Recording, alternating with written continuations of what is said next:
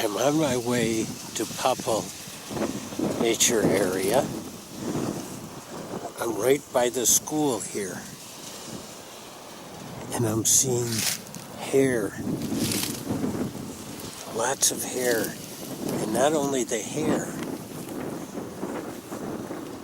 but also skin. And an area cleared away of these seed pods. Oh, nature detectives. What happened here? Right by the school. More hair, all in this one spot. And look at over here. A dugout area. Is that part of it? There's hair? What went on here? Well, let me know what you think. This is a mystery, a detective mystery. It looks like a crime scene to me. I'm heading into Popple Nature Center, but I'm not following trails today. It's windy and cold. I'm going to stick in the woods, but I have to cross this open area here first. You can probably hear the wind. This is scenic here with the creeks.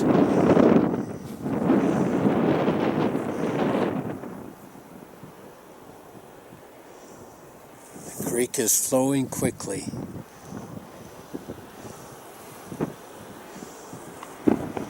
We'll see what we see today.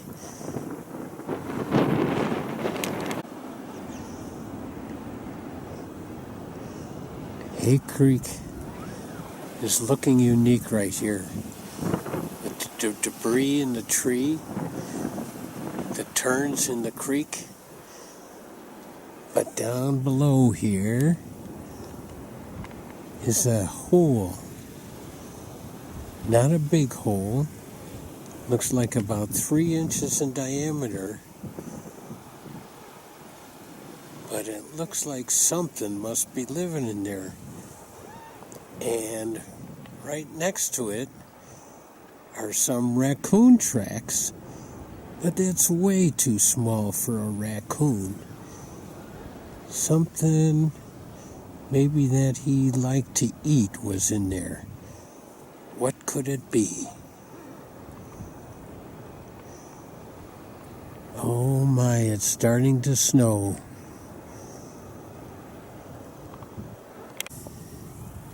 I'm in the woods, out of the wind. A little bit warmer here. I'm turning over logs. Not having much luck finding bugs, salamanders, snakes, worms. Oh yeah, there's worms. But here, this log is such a great example of decomposition. This log has been here probably for a few years, and the mosses and the lichens and the molds, the bacteria, everything is turning it back into dirt, recycling it, decomposing it. You gotta love decomposition.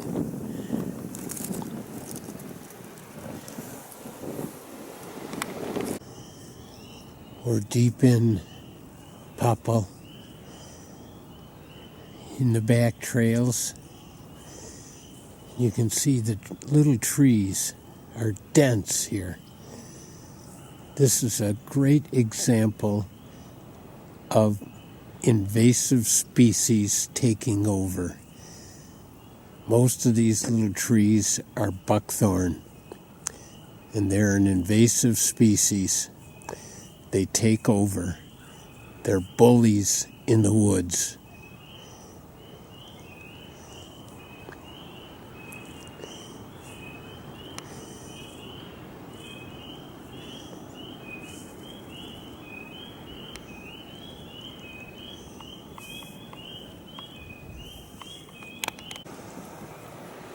There's a creek coming into the river here. The water is very green. Makes me wonder why it's so green. And then it comes right into the river, and you can see the river is brown, and there's a line with green and brown. What makes this creek so green?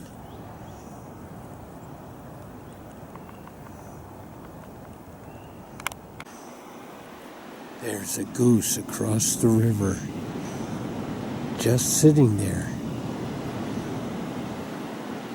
Makes me wonder, is that goose just relaxing? Or is that a mama sitting on some eggs along the river there? And she's all alone, or he, all alone. It is windy and cold today, but she's out in the open. I don't know. Oh, just walking through the woods here, I scared this one. And I know why. We're just going to take a quick look, and I'll show you why. Oh, she's mad. Or he's mad. Okay. I'm not going to stay long here. Look at this nest. What a beauty. 4 eggs. Feathers. That goose called in its mate. There's 2 of them now. And I don't want to disturb them any longer. Where'd they go?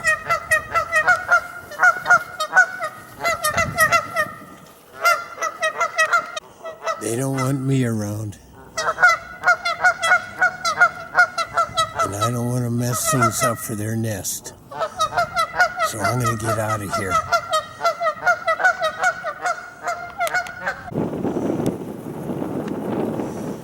She's back to her nest. Oh, I'm glad.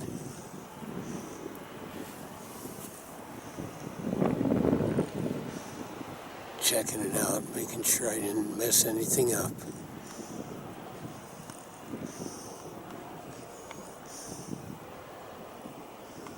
We gotta respect them.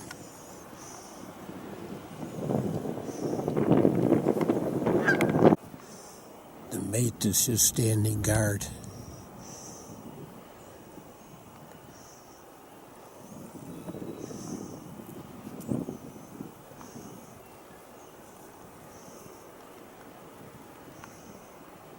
Alright, I'm going to leave for sure. We do seem to have an abundance of geese around. But here's another one just standing on the bank. Just still. Doesn't seem to be on a nest. But maybe he's just waiting his turn, or her turn. He is in my walkway. Maybe he just doesn't want to be moving around today because it's cold and windy. But he's standing out in the open. I don't understand it.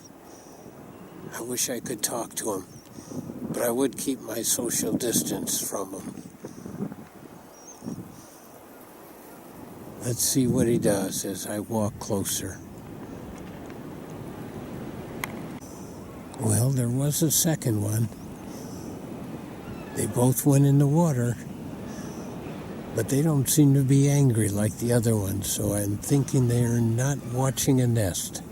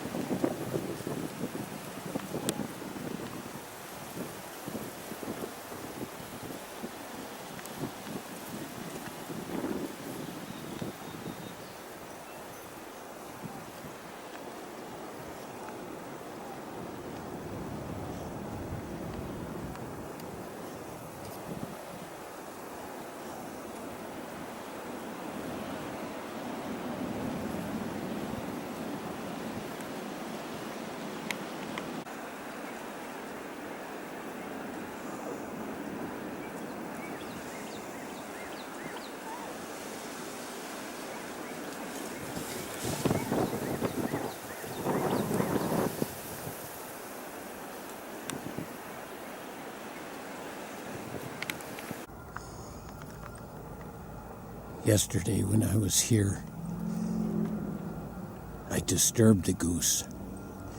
Today I don't want to get any closer and disturb her off the nest. But I realize this is such a vulnerable place. It's easy for a predator to come and get the goose and get the eggs, raccoons, coyotes, foxes. So I'm going to come back and try and check every couple days just to see how she's doing. Oh, what a great opportunity. Doing a little pond study out at the pond at Hartje. And we've got a little different thing than we've been getting along. Looks like a little, maybe a baby bluegill.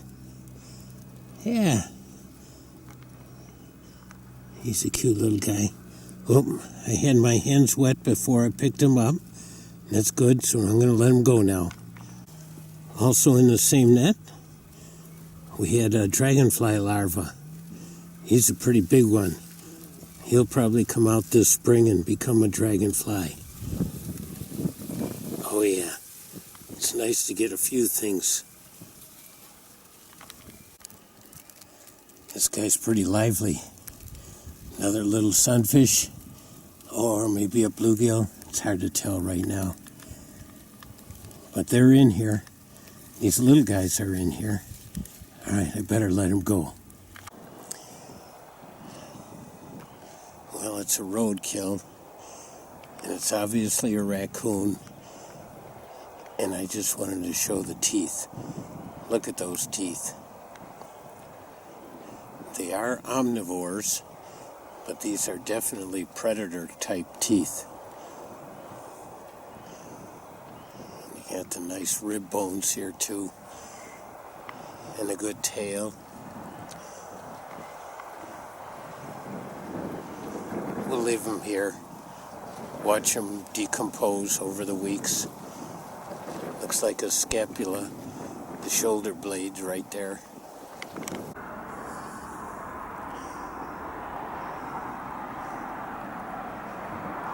This is the Hartje Center. A lookout rock. It's a long way down there.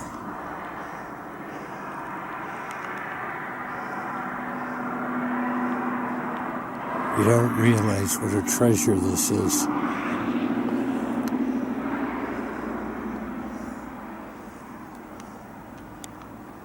Look at this old tree full of holes, woodpecker holes, life-giving bugs.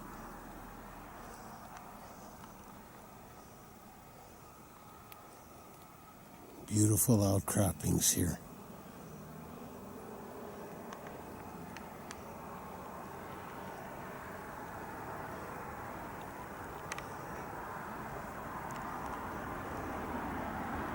And as far as I know, this is still open to the public.